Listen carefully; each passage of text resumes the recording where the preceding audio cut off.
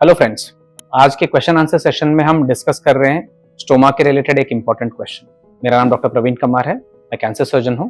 Digestive system cancers और gynaecological cancers मेरा speciality है।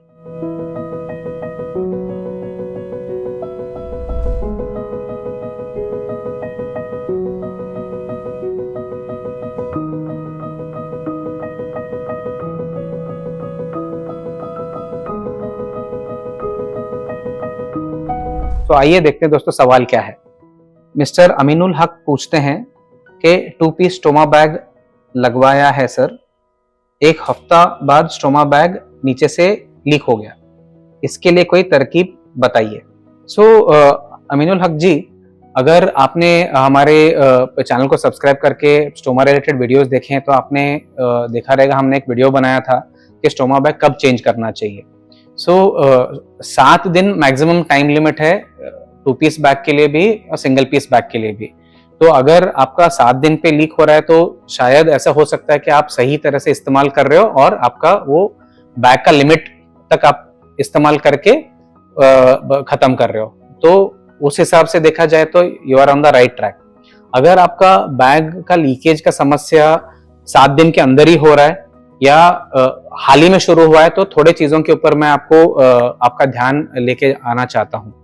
एक तो है कि क्या आप स्टैंडर्ड तरीके से बैग कट कर रहे हो और इस्तेमाल कर रहे हो।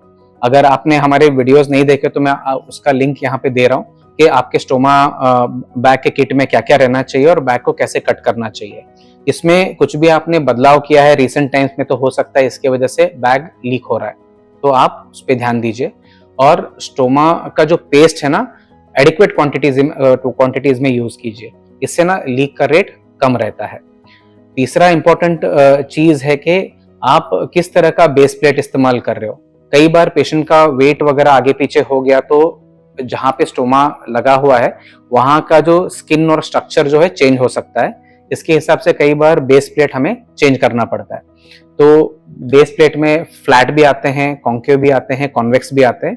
इसका आपको जानकारी रहना चाहिए और आप ये ट्राई कर सकते हो।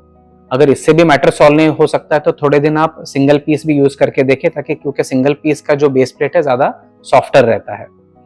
इससे भी काम वर्कआउट नहीं हो रहा है तो मैं सुझाव दूंगा कि आप जिस कंपनी का इस्तेमाल कर रहे हो तो आप कंपनी बदल के देखें। कई बार कंपनी चेंज करने से भी फर्क पड़ सकता है। एक और इम्पोर्टेंट चीज है कि आपको ये नोटिस करना है कि जो स्टोमा से बाहर निकलता है, जो आउटपुट आ रहा है, कई बार क्या होता है कि उसमें कंसिस्टेंसी में चेंज हो जाता है।